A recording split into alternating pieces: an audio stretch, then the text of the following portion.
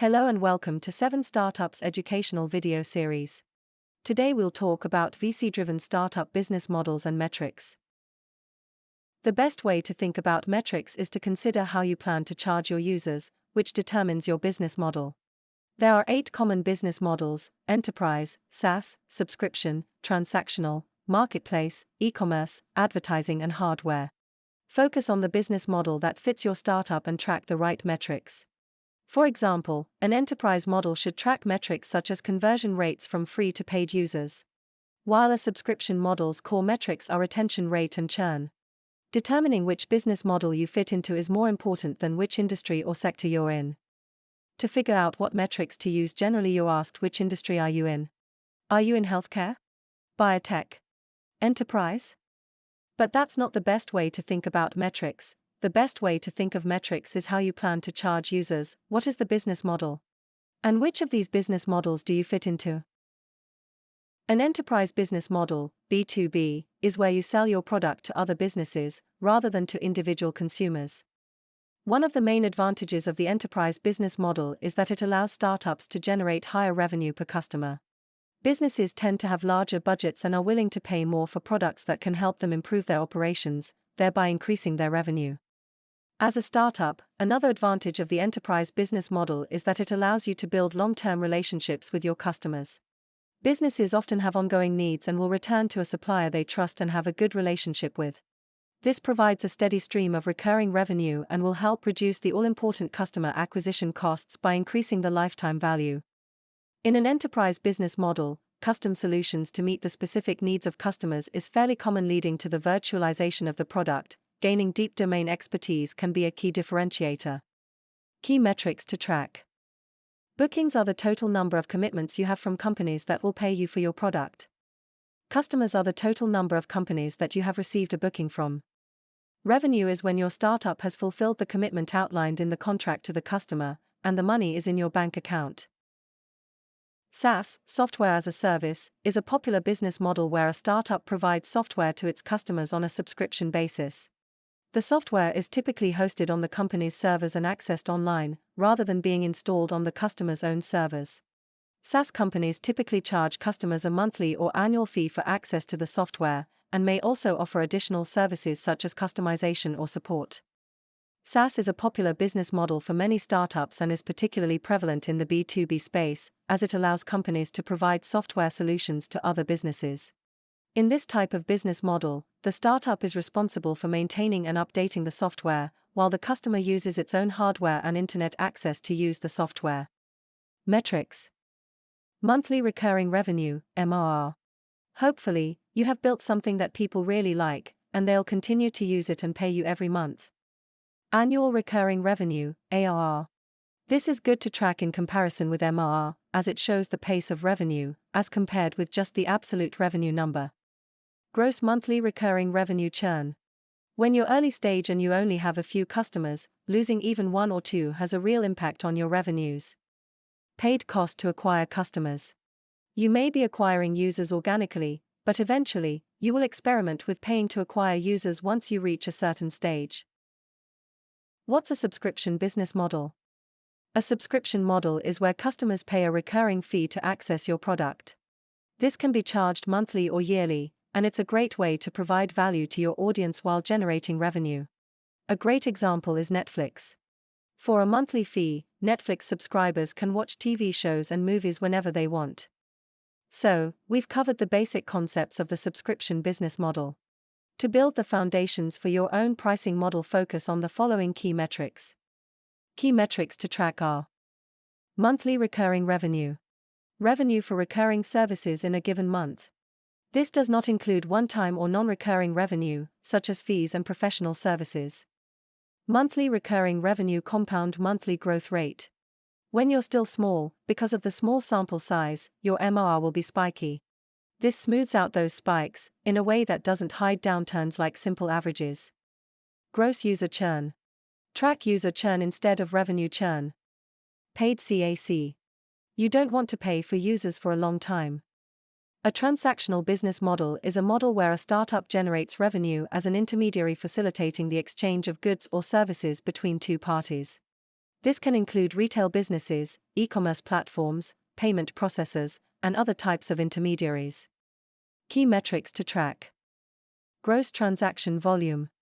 If you have 1,000 customers that were using your startup, processing £10 million in total transactions, that's GTV. But the volume of payments that goes through your platform isn't revenue, which leads us to net revenue. This is the money that you take out of the transactions flowing through your platform that goes into your bank account. User retention on a monthly basis. Because of the nature of transactional businesses, you will likely have a large volume of customers. Because you're powering your customers' ability to make money, there should be no reason they stop using your platform. A marketplace business model is a platform that connects buyers and sellers, taking a commission or fee for facilitating the transaction. It allows for quick scalability, generates revenue from transaction fees, and can leverage network effects, where more users lead to more transactions and revenue, attracting even more users. However, it requires a critical mass of buyers and sellers, effective management and moderation of interactions, and building trust and reputation. Additionally, marketplaces can benefit from data and analytics, branding and marketing, and scalability and operations. The key to a successful marketplace is understanding the target market, creating a compelling value proposition, and effectively executing the business plan. Examples of hyper-successful marketplace businesses are Amazon, Etsy, and Uber. Metrics. Key metrics to track. Gross merchandise value, GMV. If a host on Airbnb lists a £100 per night room for 2 nights, that's £200 Airbnb can count towards their GMV. Net revenue. The percentage of the GMV that Airbnb gets in their bank account. Net revenue compound monthly growth rate, net revenue CMGR. Since marketplaces are typically consumer-based, volume of users matters.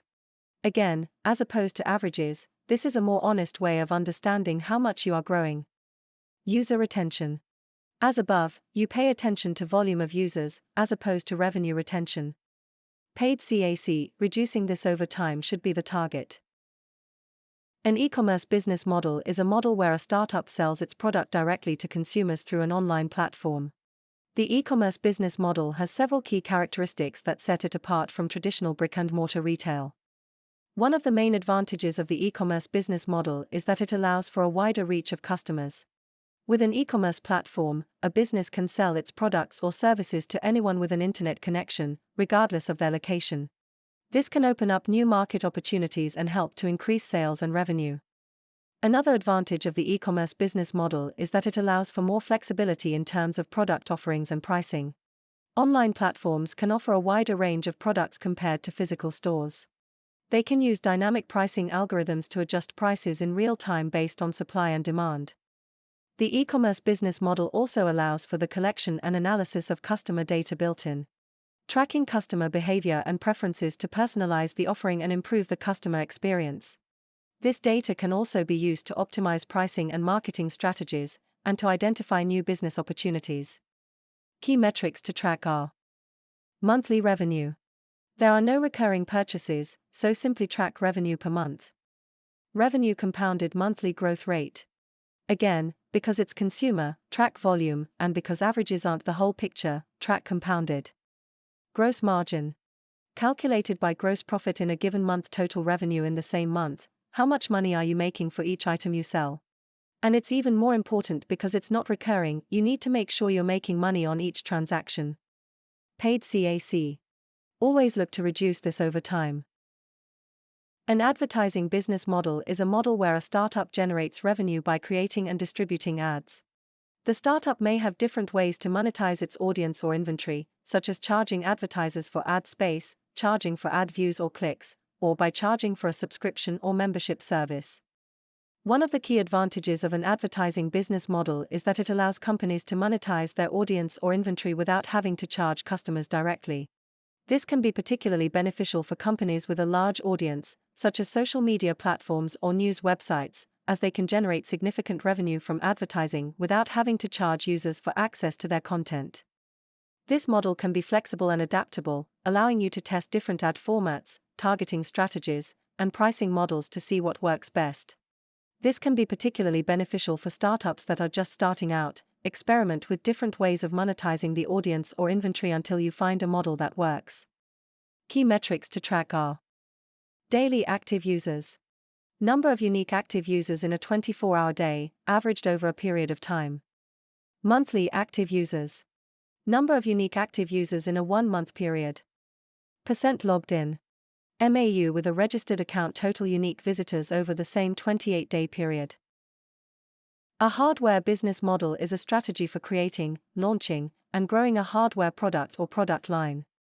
One of the key aspects of a hardware business model is identifying the target market. This includes defining the specific group of customers that the product will serve, as well as understanding their needs and pain points. Be as specific as possible to ensure the product is tailored to the needs of the target market. The product design and development includes creating a prototype, testing it, and making pivots as required. The design should consider factors such as cost, scalability, and ease of manufacturing. The manufacturing and supply chain are crucial components as they lay out the strategy for how the product will be produced at scale and delivered to customers. Consider the location of the manufacturing facility, the suppliers, the logistics, and inventory management. Finally, as a startup, your go-to-market strategy should be detailed. How the product will be marketed and sold to the target market. It should include a mix of tactics such as direct selling, trade shows, advertising, and channel partnerships. Key metrics to track. Monthly revenue. There are no recurring purchases, so simply track revenue per month. Revenue compound monthly growth rate, revenue CMGR. Again, because it's consumer, track volume, and because averages aren't the whole picture, track compounded. Gross margin. How much money are you making for each thing you sell? And it's even more important because it's not recurring, you need to make sure you're making money on each transaction. Paid CAC. With tight margins, reducing this becomes critical. At 7startup, we believe a startup should carefully evaluate which business model will work best for them, based on their specific needs and circumstances. For example, a product business with one-off transactions is different to a subscription model, which is more suitable for recurring revenue-focused ventures. A sharing economy model may be a good fit for a company that facilitates peer-to-peer transactions, and a franchise model may be suitable for a startup that wants to expand rapidly through partnerships. We also think it's wise to use a combination of different business models in order to maximize your revenue potential. For example, a startup may use a product-based business model to generate initial revenue, and then use a subscription model to continue to generate revenue from customers over time. In summary, there are many different business models that startups can use to build a successful business, and the best model will depend on a company's specific needs and circumstances. Check out our website if you'd like to know more about 7startup, and be sure to watch the rest of our educational videos. Thank you for watching.